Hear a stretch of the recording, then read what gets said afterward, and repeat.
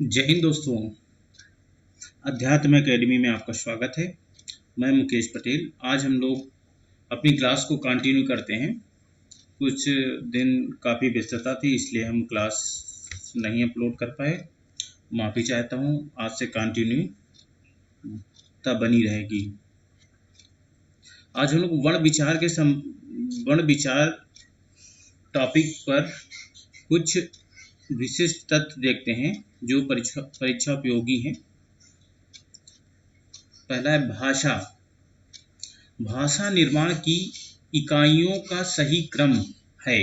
ये बहुत बार पूछा गया है। भाषा निर्माण की इकाइयों का सही क्रम है। तो सबसे पहले क्या? ध्वनि, फिर वर्ण, फिर अक्षर, फिर शब्द, पद, वाक्य। ये क्रम होता है। सबसे पहले ध्वनि, वर्ण, अक्षर, शब्द, पद, फिर वाक्य।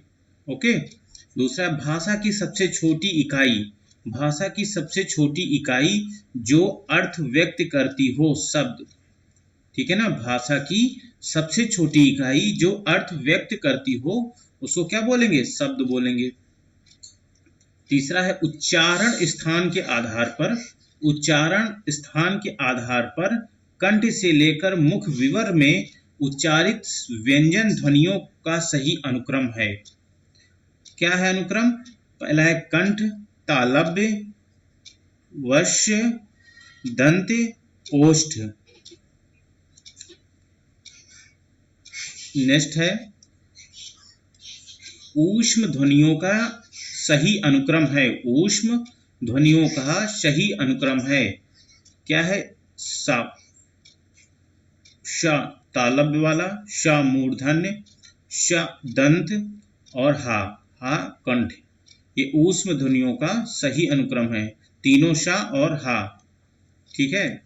हिंदी शब्दकोश में छ का क्रम आता है का वर्ण के बाद। ठीक है ना। ये बहुत बार क्वेश्चन पूछा गया है। हिंदी शब्दकोश में छ का क्रम आता है वर्ण का वर्ण के बाद आता है। हिंदी वर्णमाला में नवीन विकसित ध्वनियां हैं।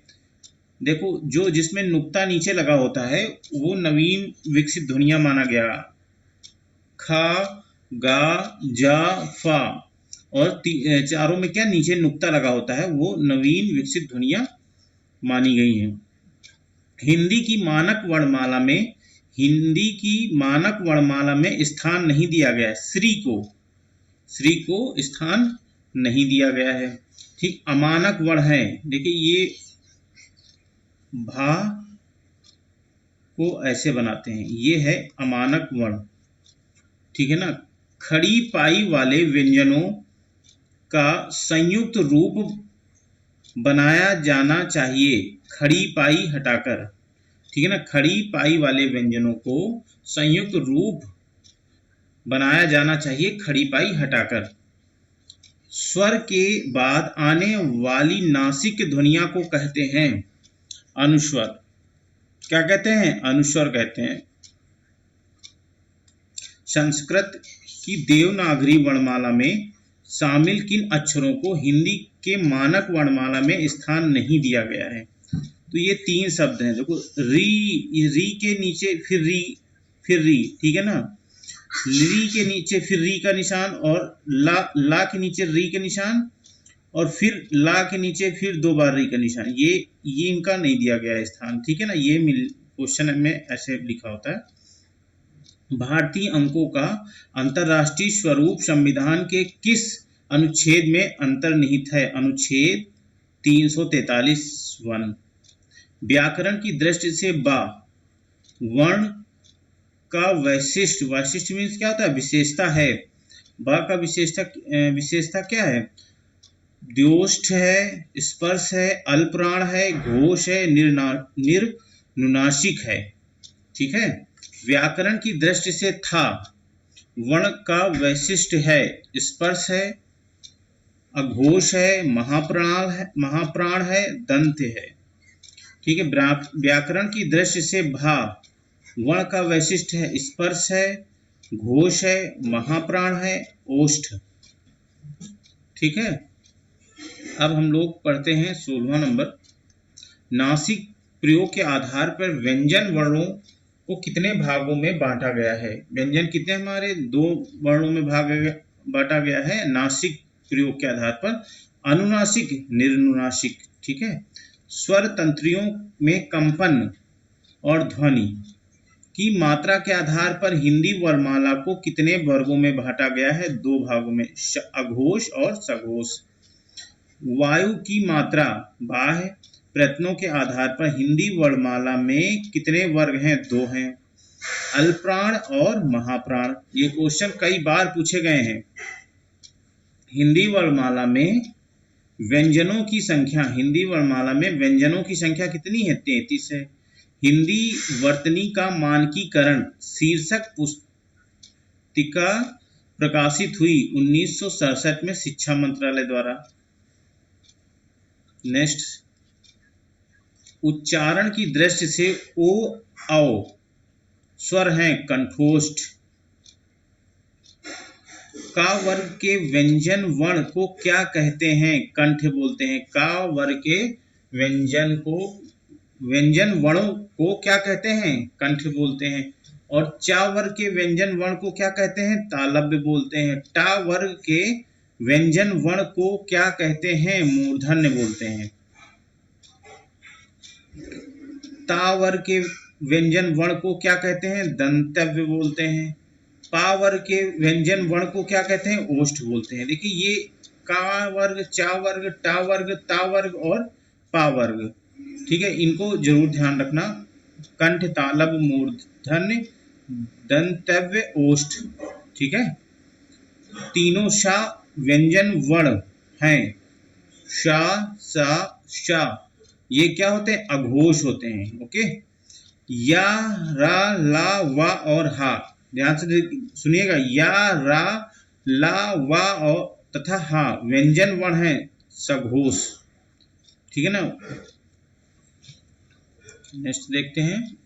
सभी स्वर वर्ण हैं, सभी स्वर वर्ण हैं अल्पप्राण सघोष। स्पर्श अघोष महाप्राण और निर्नुनासिक व्यंजन वर्ण हैं खा, छा, ठा, था, फा। ठीक है ना, ये हैं। वर्णमाला में तालव्य ध्वनियां हैं। तालव्य ध्वनियां, छोटी ई, बड़ी ई, चा, छा, जा, झा, अया, या, शा, ये हमारे क्या हैं? तालव्य ध्वनियां हैं। हिंदी वर्णमाला में आगत व्यंजन हैं। आगत व्यंजन 2 हैं, ड, ढा, ड, ढा। ठीक है ना। स्पर्श सघोष महाप्राण और निर्नुनासिक व्यंजन वर्ण हैं घा, झा, ढा, धा, भा।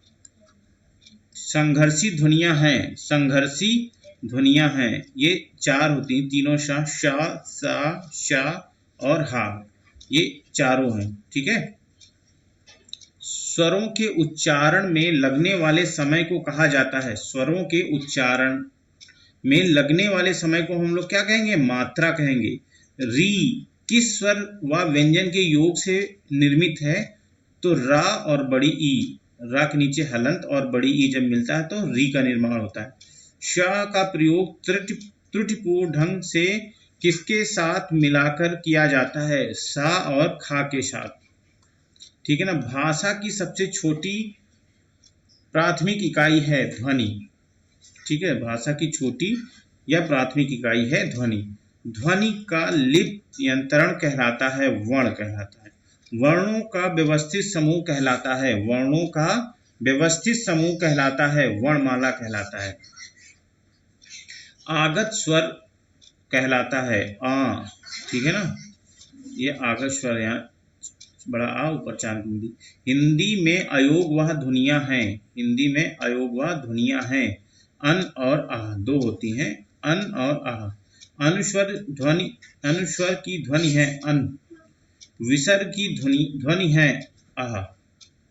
स्वर कहलाते हैं, स्वर कहलाते हैं जो उच्चारण में स्वतंत्र हों। स्वर कहलाते हैं जो उच्चारण में स्वतंत्र हो। व्यंजन कहलाते हैं जो स्वरों की सहायता से बोले जाते हो, जो स्वरों की सहायता से बोले जाते हैं। वर्णों के कितने भेद हैं? वर्णों के कितने भेद हैं? 2 भेद हैं। हिंदी में प्रचलित कुल वर्णों की संख्या कितनी है? 52। पंडित कामता प्रसाद गुरु के अनुसार मूल वर्ण हैं 43। किस स्वर में स्वर और व्यंजन दोनों का मेल है? री में। किस स्वर में स्वर और व्यंजन दोनों का मेल है? री में। ठीक है ना। हास्य स्वर की संख्या कितनी होती है? 4। छोटा आ, छोटी ई, छोटा ऊ और री। संयुक्त स्वर किसके मेल से बने होते हैं? मूल स्वरों के। हिंदी प्रचार की सबसे पुरानी संस्था है नागरी प्रचारणी सभा काशी। देवनागरी के प्रचार को राष्ट्रीय आंदोलन कहा है, तिलक ने कहा है। देवनागरी को लोक नागरी की संख्या विनोबा भावे जी ने दिया है। दीर्घ स्वरों की संख्या है, दीर्घ स्वर कितने हमारे? बड़ा आ, बड़ी ई, बड़ा ऊ, कुल 3 होते हैं। संयुक्त स्वरों की संख्या है 4। ए, आए, ओ, औ। वर्णमाला में कंठ ध्वनियां हैं अ, आ, का, खा, गा, घा, अंगा, हा, आहा। ये हमारी कंठ ध्वनियां हैं। ठीक है। वॉवेल को हिंदी में कहते हैं, स्वर कहते हैं। सभी अंतस्थ व्यंजन या, रा, ला, व माने गए हैं अल्पप्राण। सभी ऊष्म व्यंजन श, स, श, हा माने जाते हैं महाप्राण। हिंदी के जिन वर्णों का उच्चारण करते समय केवल श्वास का प्रयोग किया जाए उन वर्णों को कहते हैं अघोष कहते हैं। हिंदी की हास्य, अर्धविवृत, मध्य व उदासीन स्वर। ये बहुत इंपॉर्टेंट क्वेश्चन है। छोटा आ, ये बहुत ही इंपॉर्टेंट क्वेश्चन है, ये बहुत बार मिलता है। अर्ध स्वर संघर्षहीन सप्रवाद ध्वनियां हैं या, व। संघर्षी ध्वनियां हैं श, श, हा, तीनों श और हा, और ये आ का जो नुक्ता लगा हुआ जो है खा, गा, जा, फा और वा। ठीक है ना। इनको जरूर ध्यान रखना। संघर्षी ध्वनियां हैं। हिंदी वर्णमाला में मूल स्वरों की संख्या है 11। ठीक है ना। हिंदी वर्णमाला में कुल स्वरों की संख्या कितनी है? तो 13 है, जिसमें अन और आह, अयोग वाह को मिला देते हैं तो 13 हो जाती है। आज इतना ही दोस्तों। मिलते हैं कल नेक्स्ट लेक्चर के साथ। जय हिंद दोस्तों।